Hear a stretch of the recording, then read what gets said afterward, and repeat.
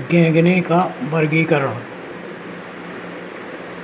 गैंगने ने अधिगम से संबंधित एक वर्गीकरण किया जिसमें 8 वर्ग बनाए।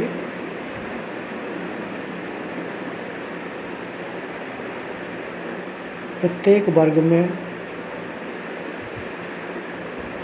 बालक क्या सीखता है उसको दर्शाया गया है। तो सबसे पहले मैं आपको अधिगम किसे कहते हैं इसे बता दूं। अधिगम सीखना है जिसे व्यवहार में अपनाया जाए। यदि व्यवहार में अपनाया नहीं जाता है तो ऐसे सीखने को सीखना नहीं कहते, अर्थात अधिगम नहीं कहलाता। गैंगने का वर्गीकरण की विशेषताएं। गैंगने के वर्गीकरण में विशेषताएं निम्न हैं। पहली, वर्तमान शिक्षा की एक प्रक्रिया है।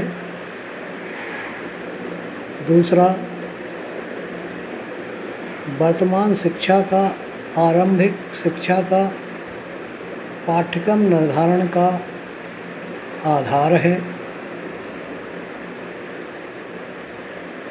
और तीसरा, प्रत्येक वर्ग क्रमशः कक्षा का पर्याय है।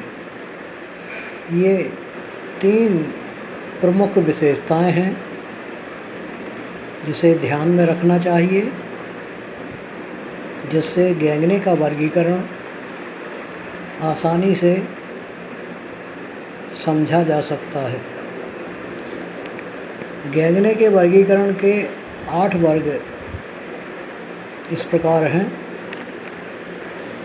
पहला, संकेत अधिगम, अर्थात बच्चा कक्षा 1 में हिंदी विषय में अक्षर के संकेतों को सीखता है।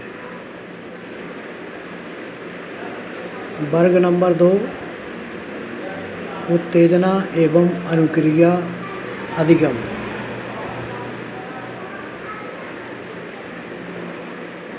इस वर्ग में कक्षा 2 के बच्चे उत्तेजना से अनुक्रिया करते हैं और सीखते हैं। उत्तेजना का मतलब है बच्चे को प्रोत्साहन दिया जाता है, जैसे गुड बॉय, राजा बेटा। ऐसा बोलने पर, ऐसी उत्तेजना देने पर बच्चे अनुक्रिया करते हैं, अर्थात राजा बेटा बोलने पर नहा लेता है और नहाना अपने से सीखता है। उसी प्रकार से सीखने में उसे गुड बॉय कहा जाता है। तो सतत प्रयास करके सीखने में अपना मन लगाता है। तीसरा वर्ग है श्रृंखला अधिगम। यह तीसरा वर्ग है, अर्थात कक्षा 3 में बालक अक्षर या अंकों का मेल करके श्रृंखला बनाना सीखते हैं और वो हिंदी के शब्द और गणित की संख्याएं बनाना सीखते हैं।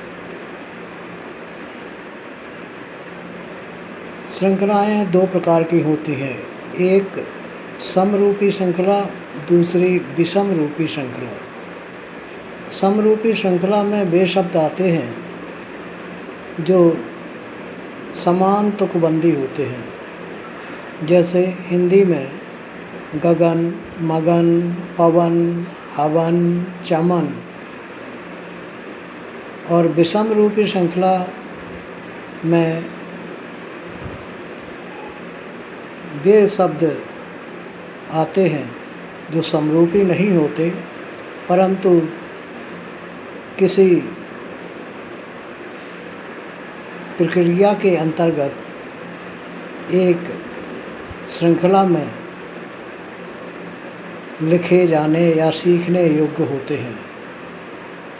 जैसे बच्चा सुबह उठकर दैनिक क्रिया करता है, दैनिकचर्या में शब्दों का निर्माण करना सीखता है, जैसे जागना, फिर मंजन करना, नाश्ता चाय करना, पढ़ाई के लिए बैठना, फिर नहाना, खाना, स्कूल जाना, आदि आदि। इन शब्दों के माध्यम से वह दिनचर्या लिखना सीखता है। चौथा वर्ग है शाब्दिक अधिगम। कक्षा 4 में बच्चे शब्दों को समानार्थी व विलोम शब्द के माध्यम से सीखते हैं। पांचवा वर्ग है बहुविभेदन अधिगम।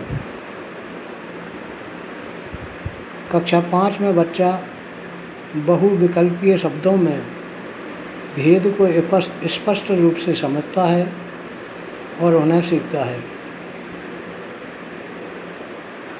छठवां वर्ग है प्रत्यय अधिगम। कक्षा 6 में बच्चा पहुंचते ही प्रत्यय निर्माण करना सीख लेता है, अर्थात तर्क द्वारा विचार बनाना सीखता है। मनोवैज्ञानिक पियाजे ने भी यही बताया है कि 11 साल का बालक तर्क करना सीख लेता है। 7वां वर्ग है सिद्धांत एवं नियम अधिगम। कक्षा 7 में बच्चा समान प्रत्ययों से नियम अथवा सिद्धांत बना लेना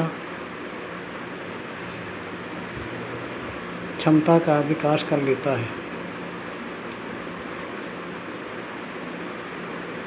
8वां वर्ग है समस्या समाधान अधिगम। कक्षा 8 में बच्चा प्रत्यय निर्माण यानी विचार निर्माण एवं तर्क वितर्क की क्षमता विकसित हो जाने से समस्याओं का निदान स्वयं करने लगता है और समस्या समाधान की प्रक्रिया लिखना सीख लेता है। यह था आज का पाठ, गैगने का वर्गीकरण, जिसे आपने भली भांति समझा होगा। मुझे उम्मीद है